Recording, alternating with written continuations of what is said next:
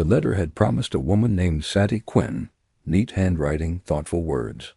A widow, she'd said, quiet, practical, and looking for a life away from the noise of Boston. I was ready for that. I'd spent the last 8 years alone, burying my father, fixing fences, and listening to the wind argue with the grass. I didn't need love. I needed company. Maybe kindness. Maybe someone who'd sit beside me when the sun went down. The stagecoach creaked to a halt in a cloud of dust, its wheels groaning like an old man's knees. I straightened my shirt, wiped my hands on my pants, and stepped off the porch, trying not to expect too much. Then the flap pulled back, and everything I thought I knew about the situation went sideways. Two women stepped down. Not just similar, identical. Same auburn hair tied up in a knot that had half fallen loose from the ride. Same height. Same delicate mouth that looked like it rarely smiled. Same green eyes that caught the sunlight like glass. They weren't dressed fancy, but their posture was polished, like they'd once known silk but learned to live without it. "Mr. Delaney?" Mo asked. "No," said the other. "I'm Sadie Quinn." My boots didn't move. My mouth barely worked. I looked from one to the other, heart knocking against my ribs. They were both holding the same satchel I described in my letter. Both wore the same silver locket I'd mailed with my final proposal. What the hell is this? I muttered, mostly to myself. One of them stepped forward, offering her hand. "I'm Sadie. We wrote each other for months, remember?" Before I could answer, the other spoke. "And I'm Sadie Quinn, too." I don't know what she's trying to pull. My brain was fighting itself. I tried to find some hint, some sign that one was lying. A twitch, a nervous glance. But they both looked back at me with the same mixture of hope and tension. The driver stood silent, clearly wanting no part in this. "Inside," I finally said. "Now." They followed me into the house, boots echoing on the wooden floor like judgment. I poured 3 cups of coffee and sat them at the table across from each other, my hands trembling just enough to make the cups rattle. "Start talking," I said. The one on the left reached into her satchel and pulled out one of my letters. "You said your horse was named Clementine." The one on the right nodded. "And that your father's grave faced west so he could watch the sunsets." They both had my words, my secrets, my trust. I felt naked in front of them, exposed in a way no man likes to admit. I'd laid myself bare on the page, and now 2 strangers had climbed out of the ink and into my damn kitchen. For an hour, we talked.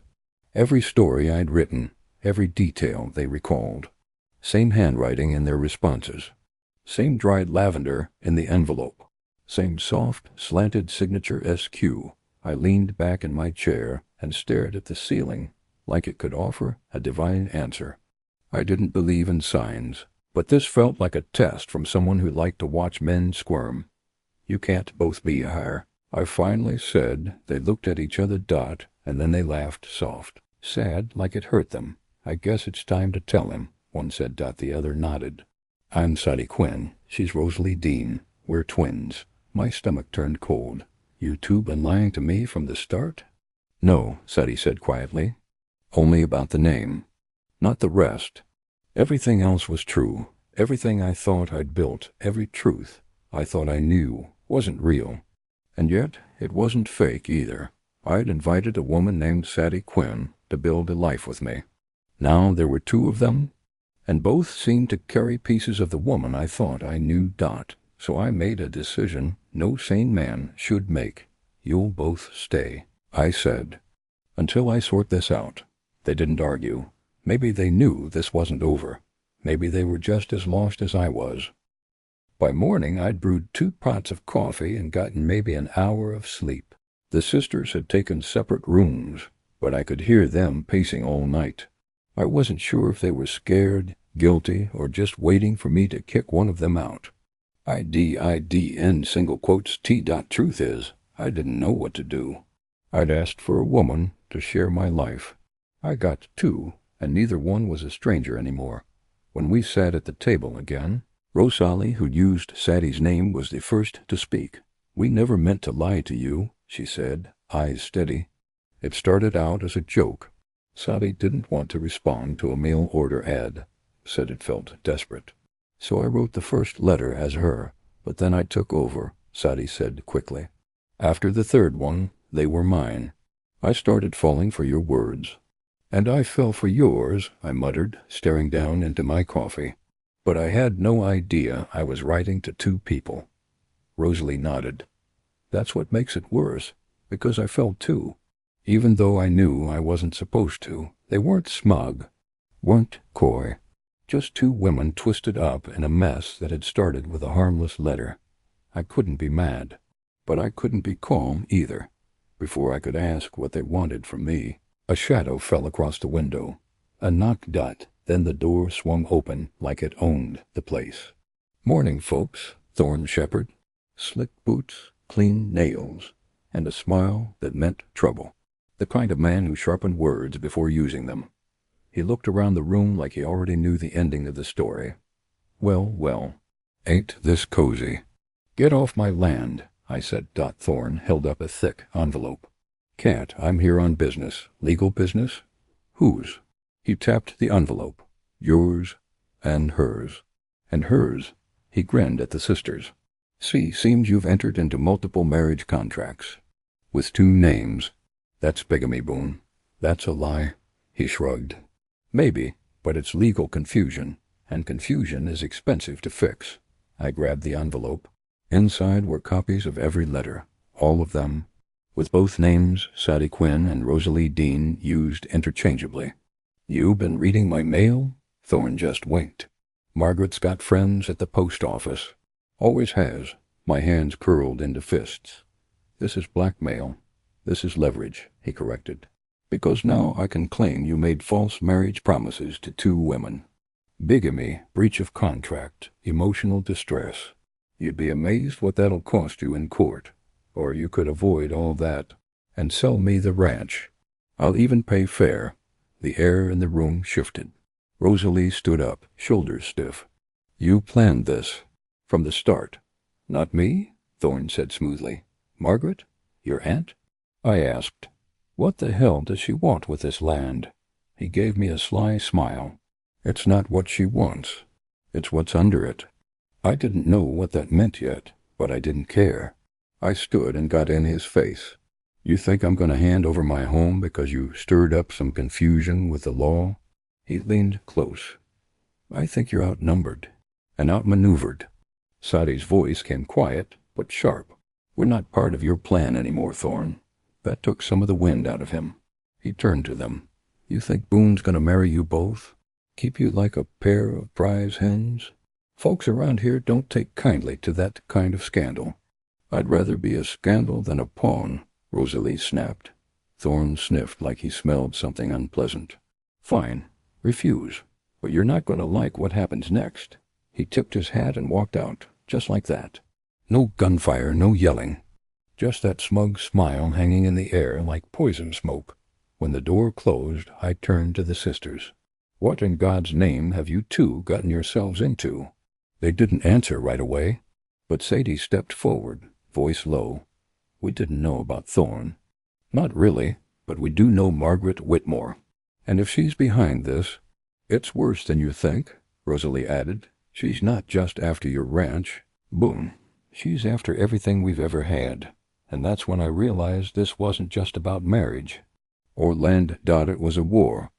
That night I slept with my boots on and a rifle by the door. Neither of the women said much after Thorne left.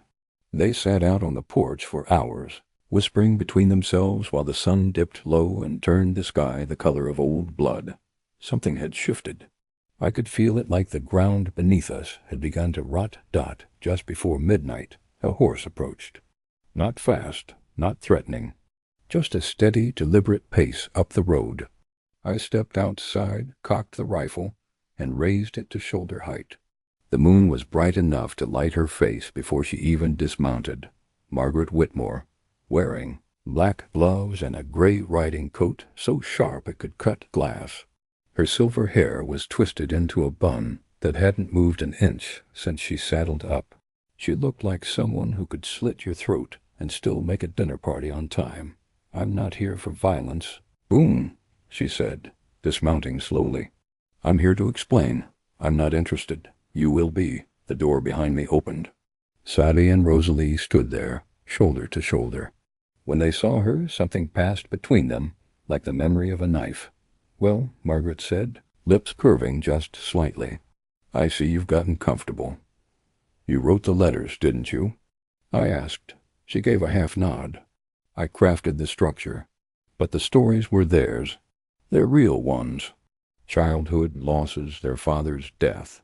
It made the correspondence feel honest. Sadie's voice cracked like dry wood. You used our lives to trap someone. No, Margaret said with chilling calm. I used your stories to offer opportunity. You were wasting away in that mining camp. This way I gave you both a future. Wealth, land, and a man who clearly has a good heart. I didn't lower the rifle. You forged identities. Set up a bigamy trap. Had Thorne read private mail. It's not bigamy if you don't marry anyone, Mr. Delaney, she said, smiling now. It's just ... misunderstanding. And legally? That misunderstanding, documented well enough, would turn any judge in this territory against you. Makes you look unstable. Dangerous. Why? Because this ranch sits on what's likely a major aquifer. Future railway routes will cut through this valley. Water rights, access, control, all things your little homestead has in abundance. I felt the blood rush to my ears. You're stealing a life to feed a business scheme. Margaret tilted her head. No, Mr. Delaney, I'm reclaiming what was ours. Sadie stepped down from the porch. What was ours? Margaret turned to her, voice sharpening. Your mother's maiden claim. The mineral lands she hid. The estate she split unevenly. Your father ruined everything with his foolish loyalty to a town that never gave us anything. I fixed that. Rosalie clenched her fists. You let us starve while you bought hats and horses. And now you want our names, our letters, and the man we both. She stopped herself. The air thickened like a storm about to break. Margaret raised a brow. You both what? Sadie looked away. I lowered my rifle. Go home, Margaret. I am home, she said quietly, and something about the way she said it chilled my spine. Rosalie stepped down beside her sister. You come back here again, and you'll find out what it's like when pawns fight back. Margaret's eyes narrowed. Then I suggest you marry him. Both of you. That'll really confuse the courts. And the church. And this whole dusty town. I just might, I said. Her gaze darted to me. You'd ruin your name for them? They're the only honest thing left in this mess. She didn't reply. She turned, mounted her horse, and rode away slow and quiet, like she'd never been there at all. Back inside. The silence was heavy. Rosalie poured whiskey for all three of us, then sat by the fire. I should have told you earlier, she said, eyes on the flame. She raised us after Ma died. She was cold, but we never saw what she was until now, Sadie added. She doesn't want our happiness. Just our names, our history, and now your land. I nodded slowly. Then maybe it's time she learns we're not chess pieces. They looked at me, really looked at me, and in their eyes I saw something I didn't expect. Not shame, not fear, resolve. I spent the next morning mending fence posts, while thinking about gunpowder. That's what it felt like, everything around me soaked in it, just waiting for a spark. Margaret had played her hand. Thorne had tried to push us off the edge. But something in the sisters had shifted since that night. They weren't victims anymore. They were preparing for something, and I was starting to trust them. When I came back to the house for lunch, I found Rosalie at my kitchen table with a cigar box I didn't recognize. Inside, stacked neatly beside a folded letter, were 3 small claim certificates stamped out of Gunnison County, Colorado. Sadie looked up from the stove. It's real. We checked the records. Rosalie handed me the letter. Our mother hid them after our father died. Mineral rights. We thought it was just rumor until I found this box in one of Margaret's trunks while she was sleeping off her brandy. I read the documents twice. Silver? You're sitting on silver? Enough to buy this ranch twice over, Rosalie said quietly. Maybe more. Sadie turned from the stove, face flushed from the heat and something more. Margaret knew? That's why she sent us here, to use our names to take your land, and then stack our inheritance on top of it. Stack, I muttered. Like cattle feed. I set the papers down, staring at the names. Both their signatures. Both their bloodlines. Everything Margaret had buried here it was, in my house, unspooling like a lasso finely pulled tight. We can fight back now, I said.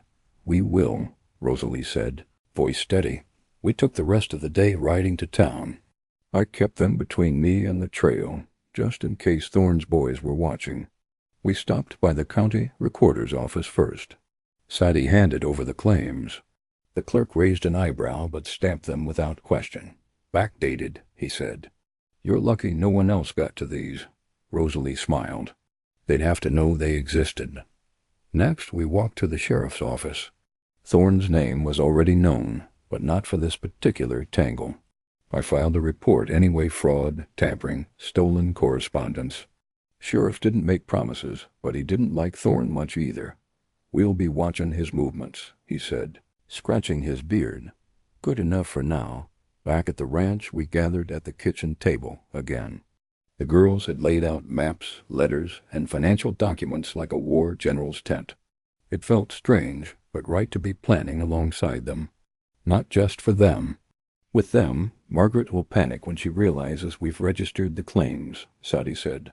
She'll try to sell you out faster than ever. She'll try to buy the sheriff, the judge, maybe the damn governor, if she thinks she's losing, Rosalie added. Let her try, I said. This isn't about fighting fire with fire. It's about proving she lit the match in the first place. The lamp burned late into 2. The night as we made a list names of officials, old debts she might hold, people who might be swayed to our side if they saw how far Margaret's schemes went. At some point. Sadie yawned and leaned back, rubbing her neck. I offered a quiet smile. Didn't expect war when you got off that stagecoach, did you? She met my eyes. Didn't expect to find someone worth fighting it with. My throat went tight. Rosalie stood and stretched, her shadow long across the wall.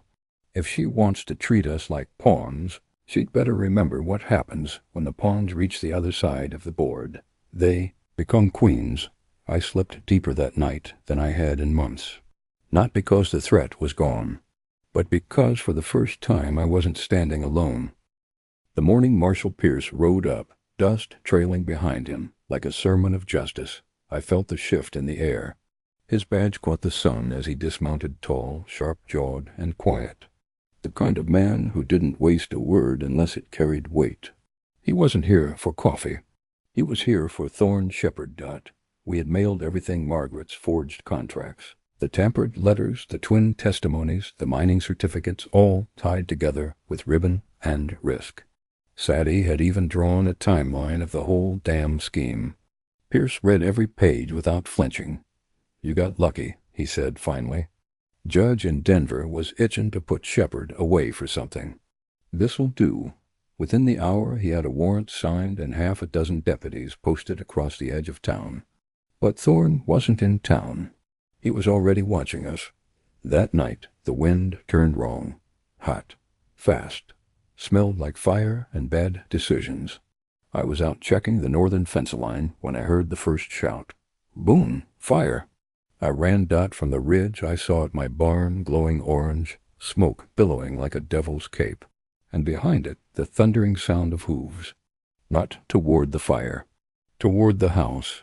Thorne had cut the corral gate. My horses, frantic, wild with fear, were stampeding straight for the porch. Sadie was already outside, rifle in hand. Rosalie was dragging buckets to the side of the barn, smoke clinging to her like a second skin. Get down. I yelled. Sadie didn't move. She fired once, a warning shot into the air, but the herd didn't slow. Eyes wide, manes flaring, they tore through the yard like a wave of muscle and madness. I had seconds. I grabbed the old feed whistle from the porch rail, a tool I hadn't used in years, and blew it hard. 3 short bursts. The sound cut through the chaos like a blade. One of the older Maras, Clementine, recognized it. She turned. I blew again, long, desperate, and damn if she didn't stop. Clementine wheeled, reared, and blocked the others just enough to scatter the charge. A few horses still crashed past, knocking over troughs, but the house stood, intact, shaken, not broken.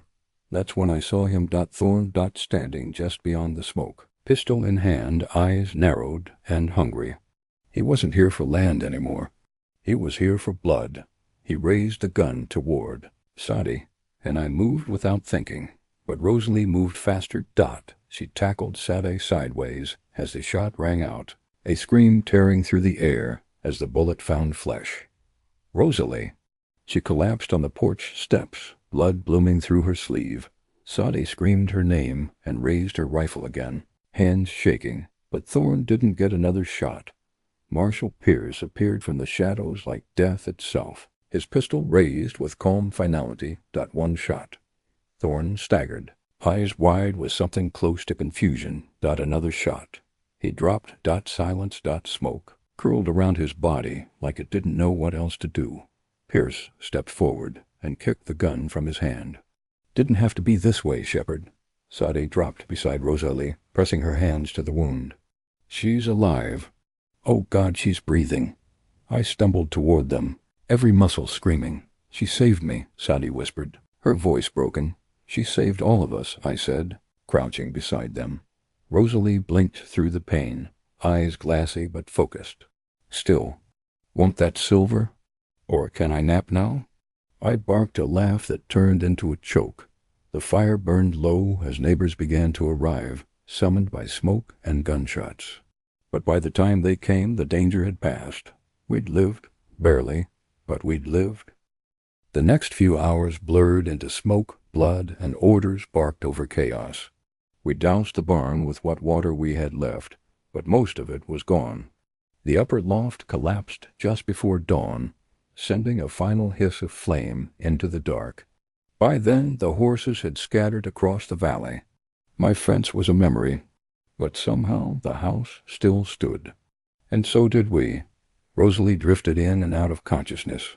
The bullet had gone clean through her shoulder, missing anything vital, but the bleeding had been bad. Sadie never left her side, not even when the doctor from town arrived with Marshal Pierce and half a dozen men to clean up the scene. She's stubborn, Sadie kept whispering, brushing Rosalie's hair back from her sweat-slicked forehead. She'll make it. She did. By the time the doctor finished stitching her up, Rosalie was lucid enough to groan. That's the last time I protect anybody before coffee. I stood at the foot of the bed, filthy, exhausted, and holding the silver locket I'd found on the porch floor. It was dented, probably stepped on during the stampede, but it still opened, still held the same tiny sketch of their mother. You saved her?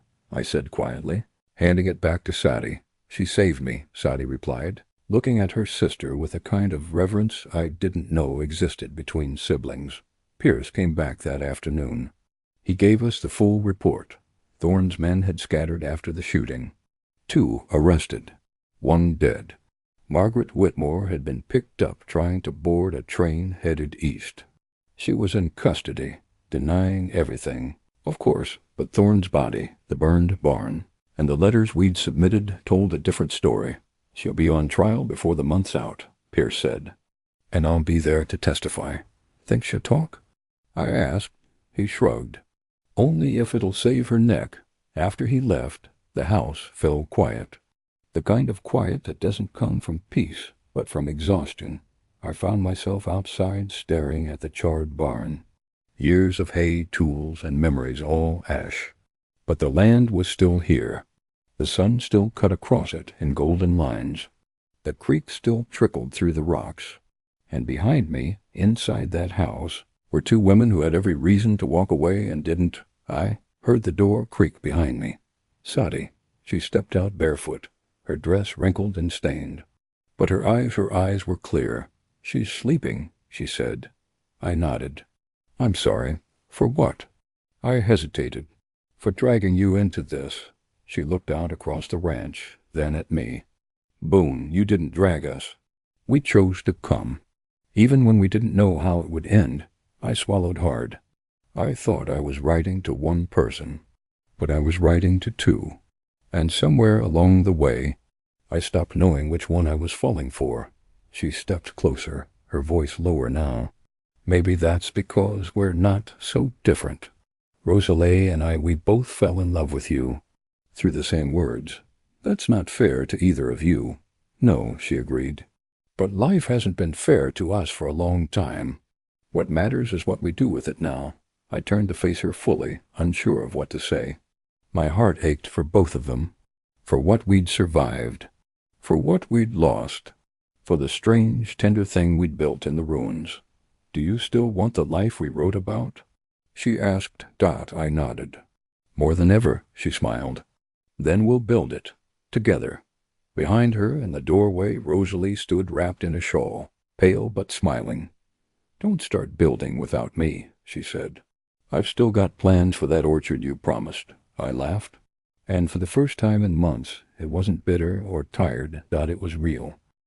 The doctor insisted Rosalie stay in bed, but she never was one to listen. By the second morning, she was on the porch with a blanket across her lap and a cup of tea in her hand, watching the sunrise like it owed her something. Sadie sat beside her. I watched them from the edge of the corral, pretending to hammer in fence posts. I didn't need just to give them space, but I couldn't stay away forever. When I finally came up to the porch, Rosalie patted the seat beside her, and Sadie slid over to make room for me. The silence between the three of us wasn't awkward. It was full, like a room with too many unspoken truths. I need to say something, Rosalie said first, setting her cup down with both hands. And I'm not sure how it's going to sound. I glanced at Sadie, who gave a small nod, like she already knew what was coming. I loved you, Rosalie said to me. From the moment I read your first letter, and then every one after that, even the ones you meant for her. I read them all. I imagined your voice saying the words. I pictured your hands building the life we talked about. Her voice trembled, but she kept going. I never meant to fall for you. It just happened. But I knew the moment I stepped off that stagecoach and saw the way you looked at her, that it was her name on your heart. I didn't interrupt. I couldn't. I tried to stay mad about it, she continued. Tried to convince myself I was better off. But then she got shot. And everything inside me just broke. Because the truth is, even if I'm not the one you chose, I still love her. I always have. She's my twin. My shadow. My other half, she turned to her sister then, and Sadie's eyes were already glassy. We shared a womb. We shared a life. I can share this too, if it means we both get to be safe, get to be loved. Sadie took her hand and kissed it softly. I love you too. Then she turned to me. You once wrote, she said, voice cracking, that love was the only thing strong enough to survive a western winter. Do you still believe that? I looked between them. My heart was a mess of guilt, awe, and something warmer than either. Yes, I said. I do. She exhaled a breath that felt like she'd been holding it for years. Then I'll marry you. The words settled like fresh snow quiet, clean, real.